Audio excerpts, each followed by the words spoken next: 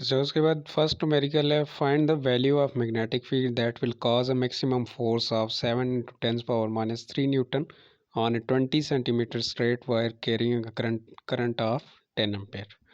अब यहाँ पे फोर्स गिवन है 7 × 10⁻³ newton, length of coil given है, length of current carrying conductor जो भी है स्ट्रेट वायर है वो गिवन है 20 सेंटीमीटर।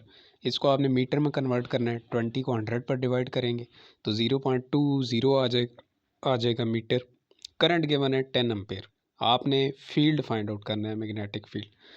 तो आपने फोर्स का एक फार्मूला पढ़ा था F=ILB। अब यहाँ पे आपने B फाइंड करना है ना, तो IL को डिवाइड कर देंगे F के नीचे, तो B आपके पास क्या आ जाएगा F/IL। वैल्यूज़ पुट कर दें F की, I की और L की, आपके पास फाइनल आंसर आ जाएगा 3.5 × 10⁻³ टेस्ला। मैग्नेटिक फील्ड का यूनिट क्या होता है? टेस्ला। इसको आपने कैलकुलेटर पर या इसकी कैलकुलेशंस करके चेक करना है। उसके बाद सेकंड है, how fast must a proton move in a magnetic field 2.5 × 10⁻³ tesla such that the magnetic force is equal to its weight. अब यहाँ पे एक ही चीज़ गिवन है, मैग्नेटिक फील्ड। ये न्यूमेरिकल बहुत इंपॉर्टेंट है। मैग्नेटिक फील्ड गिवन है, यहाँ पे ना तो मैस ऑफ प्रोटॉन गिवन है और ना ही चार्ज ऑफ प्रोटॉन गिवन है। ये दोनों वैल्यूज़ कांस्टेंट होती हैं। ये वैल्यूज़ आपने ज़बानी याद रखनी है। ये जो MP लिखा हुआ है ना, ये मैस ऑफ प्रोटॉन है 1.67 × 10⁻27 kg। ये मैस ऑफ प्रोटॉन होता है, ये आपने ज़बानी याद रखना है। और इसका चार्ज भी, चार्ज ऑफ प्रोटॉन 1.6 × 10⁻19 कूलम। ये भी आपने ज़बानी ज़हन में रखना है। वेलोसिटी आपने फाइंड आउट करनी है, तो यहाँ पे आपने फार्मूला लगाना है क्या, F=W। ठीक है, मैग्नेटिक फोर्स उसके वेट की इक्वल होती है। F=W। W क्या है? वर्क डन है। वर्क डन किसके इक्वल होगा? mg की इक्वल होगा। तो W=QVB। फोर्स किसकी इक्वल होती है? मैग्नेटिक फोर्स QVB की इक्वल होती है।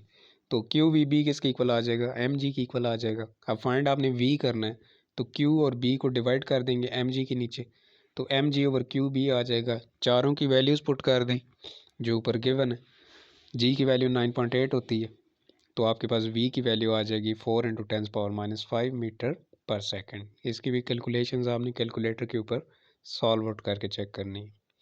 उसके बाद थर्ड है, a velocity selector has a magnetic field of 0.3 Tesla if a perpendicular electric field of 10,000 volt पर metre is applied, what will be the speed of the particle that will pass through the selector। Magnetic field आपके पास है 0.3 Tesla, electric field है 10,000 volt पर metre. आपने speed find out करनी है। तो magnetic force किसकी इक्वल होती है? इलेक्ट्रिक फोर्स के। ये आपको याद होगा, हमने एक टॉपिक में पढ़ा था कि मैग्नेटिक फोर्स जो है उसको हम किसकी इक्वल कर लेते हैं? इलेक्ट्रिक फोर्स के। तो यहाँ पे वही फार्मूला अप्लाई होगा। मैग्नेटिक फोर्स किसकी इक्वल होती है? QVB के। और इलेक्ट्रिक फोर्स किसकी इक्वल होती है? चैप्टर नंबर 12 में आपने पढ़ा था QE की इक्वल होती है। अब Q और Q दोनों साइडों में कैंसिल हो जाएंगे। VB किसकी इक्वल आ जाएगा? E की इक्वल आ जाएगा। तो यहाँ से V किसकी इक्वल आ जाएगा? E/B की। ठीक है, B को डिवाइड कर देना E के नीचे, तो 10,000 डिवाइडेड बाय 0.3, तो ये आपके पास सिंपल आंसर आ जाएगा 3.3 × 10⁻4 मीटर पर सेकंड। फोर्थ न्यूमेरिकल है, coil of 0.1 metre into 0.001 metre. ठीक है, and 200 turns carrying a current of 1 milliampere is placed in the uniform magnetic field of 0.1 Tesla. Calculate the maximum torque acts on the coil। अब ये जो लिखा हुआ है ना 0.1 × 0.01, ये एक्चुअली एरिया है उसका।